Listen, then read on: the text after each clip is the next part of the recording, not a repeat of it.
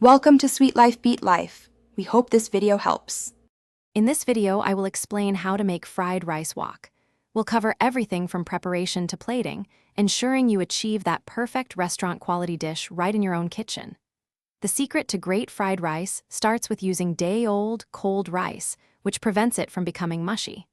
Also, having all your ingredients prepped and ready, known as mise en place, is absolutely crucial for successful stir-frying. Let's get cooking.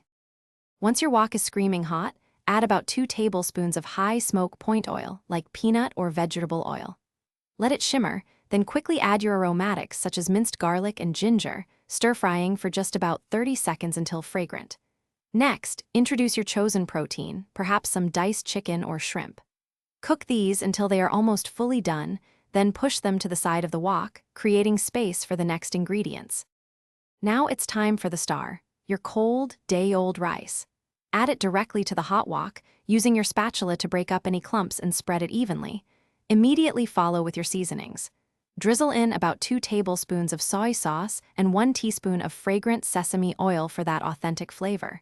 Stir-fry everything vigorously, ensuring every grain of rice is coated and heated through. This usually takes about 2 to 3 minutes. For the final touch, push all the ingredients to one side of the wok, creating a clear space.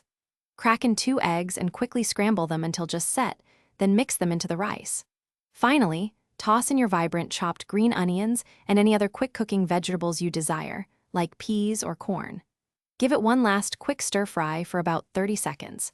Serve your delicious homemade fried rice immediately for the absolute best flavor and texture.